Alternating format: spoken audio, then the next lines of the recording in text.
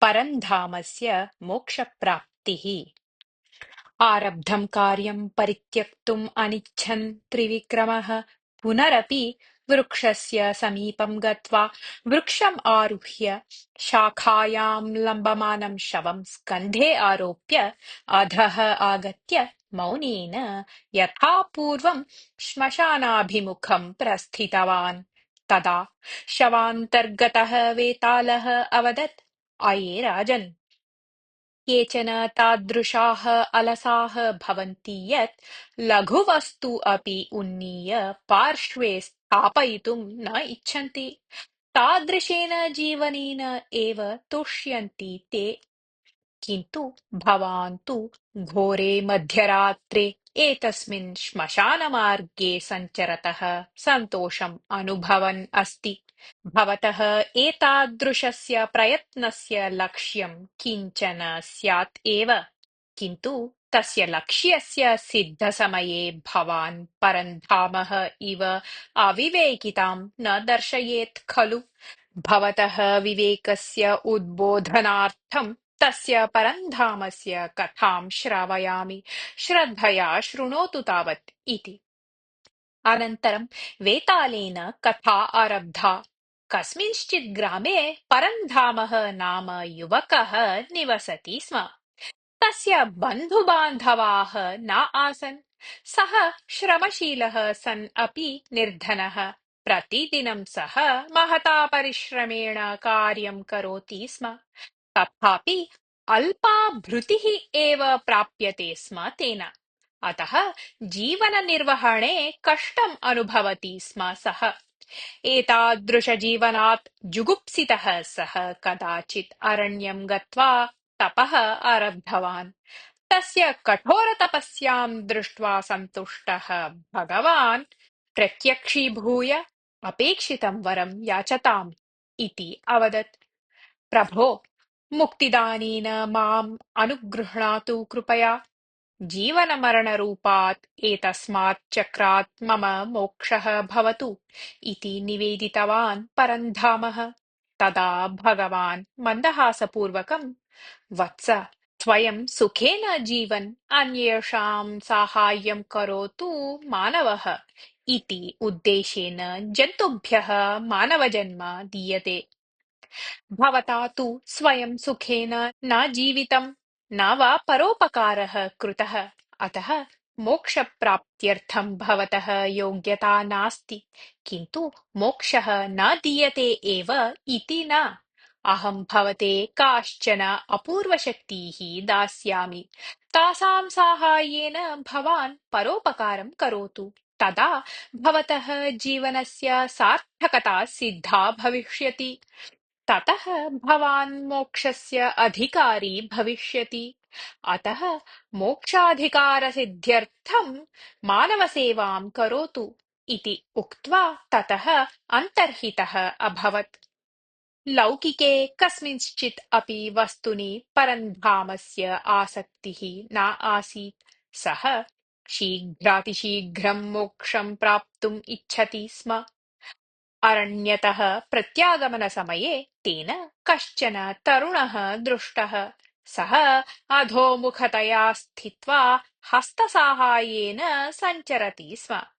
परन्धामः तं दृष्ट्वा आश्चर्यम् अनुभवन् तस्य कारणं पृष्टवान्।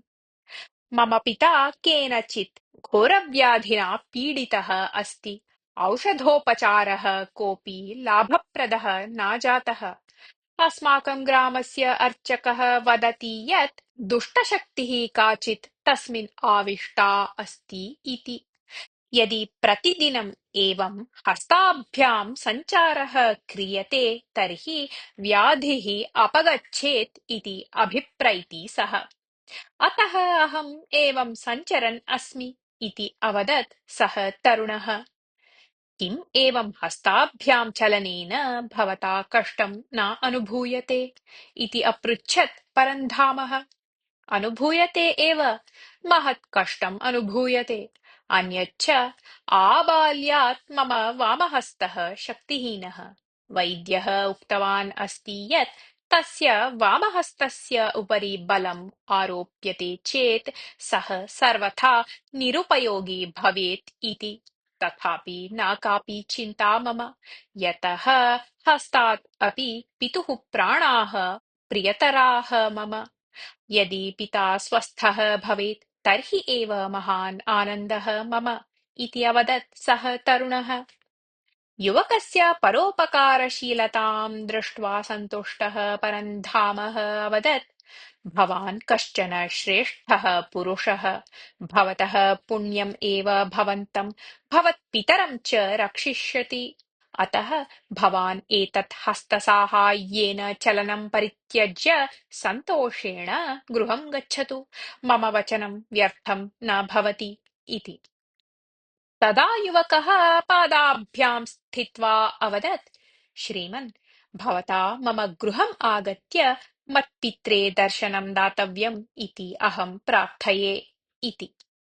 अहं कस्यापि गृहं गत्वा सत्कारसेवादिकं प्राप्तुं न इच्छामि इति अवदत् परन्धामः। आर्य, अल्पाः वयं महात्मनः भवतः कं वा सत्कारं कर्तुं शक्नुयाम।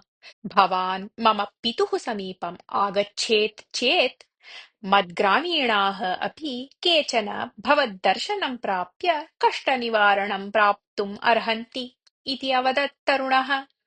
अस्तु तर्हि, जनानाम् उपकारः ममापि प्रियः एव इति उक्तवान् परन्धामः।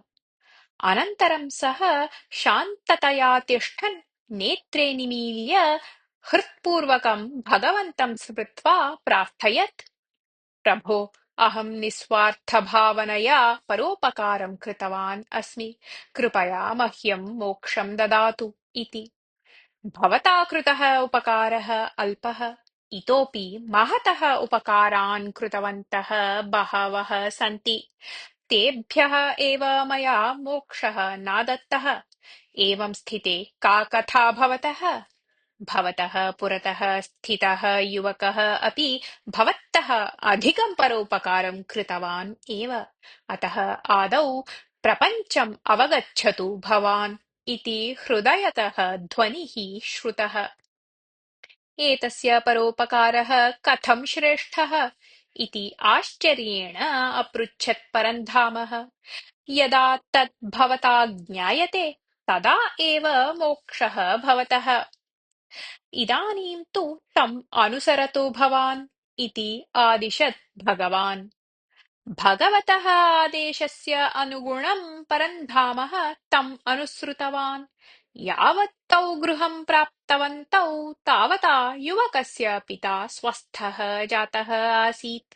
युवकः ग्रामीणान् सर्वान् उक्तवान् यत् एतस्य महात्मनः आशीर्वादतः एव मम पितुः व्याधिः अपगतः इति। एतत् श्रुत्वा जनाः परन्धामस्य दर्शनार्थम् अहमहमिकया आगताः। स्वकष्टानि निवेद्य ते परिहारं प्रार्थितवन्तः।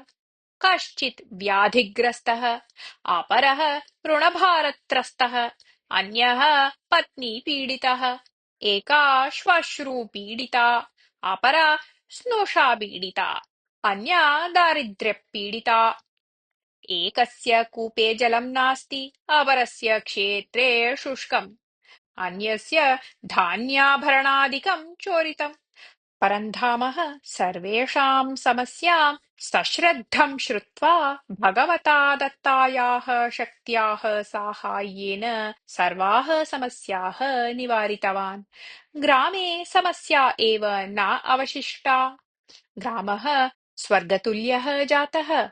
तस्मिन् ग्रामे रङ्गः नाम कश्चन बलशाली आसीत्। तस्य साहाय्यं प्राप्य धनिनः निर्धनान् पीडयन्ति स्म। इदानीं ग्रामे समस्या एव न अवशिष्टाः इत्यतः रङ्गः कार्यरहितः जातः। कोऽपि तेन सह वार्तालापं न करोति स्म।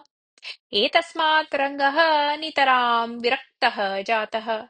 सः परन्धामसमीपं गत्वा, श्रीमन्, अहं दुष्टः अस्मि। जनाः बहुधा पीडिताः मया। इदानीं पूर्वतनं सर्वं स्मरामि चेत् महान् विषादः प्राप्यते। एतस्य परिहारः तु मोक्षप्राप्तितः एव। अतः कृपया मह्यं मोक्षं ददातु इति निवेदितवान्। मित्र, धनम्, आभूषणं, गृहं, वाहनं वा याचतु, दास्यामि। अन्यस्मिन् ग्रामे सुखेन जीवनं कर्तुं यथा शक्येत तथा अपि वरं दद्याम्, किन्तु मोक्षं तु दातुं न शक्नोमि इति अवदत् परन्धामः। अन्यस्मिन् ग्रामे वासः कृतः चेदपि मदीया पूर्वतनी प्रवृत्तिः उद्बुद्धा न भवेत् इत्यत्र कः विश्वासः? पुनः अहं जनान् पीडयेयम्। अतः किं जीवितेन? मम पापमयजीवनस्य मुक्तिः एव अन्तिमपरिहारः। महात्मनः भवतः कृपातः एव मोक्षप्राप्तिः भवेत् इति पादस्पर्शपूर्वकम् उक्तवान् रङ्गः। अस्तु, विचिन्त्य वदिष्यामि, श्वः भवान् मिलतु इति असूचयत् परन्धामः। रङ्गस्य निर्गमनानन्तरं परन्धामः ध्यानमग्नः जातः।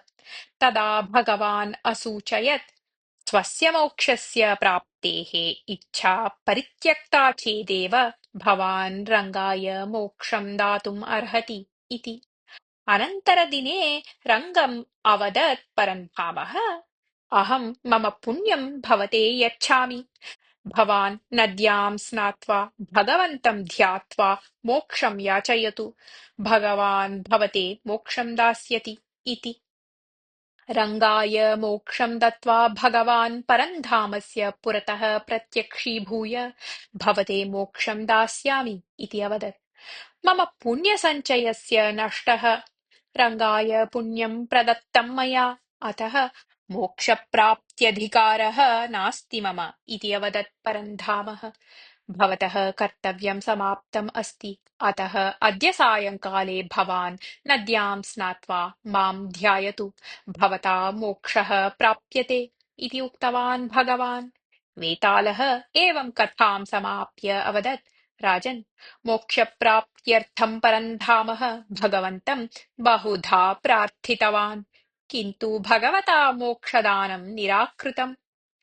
किन्तु यदा भगवता मोक्षं दातुम् उद्युक्तं, तदा परन्धामः तस्य स्वीकृतौ असम्मतिः दर्शितवान्। किमर्थम् एवं कृतं तेन? मोक्षः सुलभलभ्यः न इति सः जानाति स्म एव खलु। मोक्षं प्राप्तुं महात्मभिः अपि शताधिकवारं जन्म प्राप्तव्यं भवति। तादृशं दुर्लभं मोक्षं दुष्टाय रङ्गाय किमर्थं दत्तवान् परन्धामः? किमर्थं विवेकहीनः इव व्यवहृतवान् सः? मम एतेषां प्रश्नानाम् उत्तरं जानन् अपि यदि भवान् न वदेत्, तर्हि भवतः शिरः सहस्रधा भग्नं भवेत् इति। तदा मौनेन स्थातुम् अशक्तः त्रिविक्रमः अवदत्, परन्धामः मोक्षस्वीकारं निराकृतवान् यत् तस्य कारणं त्यागः, परोपकारश्च न तु अविवेकः। भगवता दत्तां शक्ति सः आधिक्येन जनसेवार्थम् उपयोक्तुम् इष्टवान्। जनसेवार्थम् एव भगवता तस्मै अपूर्वा शक्तिः दत्ता आसीत्। जनसेवा एव जनार्दनसेवा इति परन्धामः जानाति स्म। अतः एव सः चोराय रङ्गाय स्वस्य पुण्यं समर्प्य तं मोक्षयोग्यं कृत्वा तस्मै मोक्षं दापितवान्। भगवद्दर्शनतः पूर्वं तस्मिन् अज्ञानम् आसीत्। सः जीवनं भारभूतं भावयति स्म। अतः एव ततः दूरगमनार्थं सः मोक्षम् इष्टवान्। यदि तेन तत्काले मोक्षः प्राप्तः स्यात्, तर्हि अपि विशेषलाभः तु न जातः स्यात्, यतः तस्य आत्मा, मनः, प्राणशक्तिः च पक्वं न आसीत्। रङ्गाय तेन मोक्षः दापितः यत् तदपि विवेकपूर्णम् एव अस्ति। रङ्गे वास्तविकः पश्चात्तापः उदितः आसीत्। सः स्वस्य जीवनं परिवर्तयितुम् इच्छति स्म। तस्मिन् उदितं वैराग्यं वास्तविकम्। किन्तु तस्मिन् जन्मनि कृतानां पापकर्माणां कारणतः सः अनधिकारी जातः। अतः तस्मै स्वस्य पुण्यं दत्त्वा तं मोक्षाधिकारिणं कृतवान् परन्धामः। एतस्य अपूर्वस्य निस्वार्थभावना प्रेरितस्य कर्मणः कारणतः परन्धामस्य आत्मा निर्मलः परिशुद्धः च जातः। तदीयं कर्तव्यं समाप्तम् आसीत्। अतः तस्मै मोक्षः दत्तः भगवता। परन्धामस्य व्यवहारे किमपि अनौचित्यम् अविवेकिता वा नास्ति। अतः भवतः सन्देहः निराधारः अज्ञानद्योतकः च इति। एवं वदता त्रिविक्रमेण मौनभङ्गः कृतः आसीत्। अतः शवान्तर्गतः वेतालः ततः अदृश्यः भूत्वा यथा पूर्वं वृक्षस्य शाखाम् अवलम्बितवान्।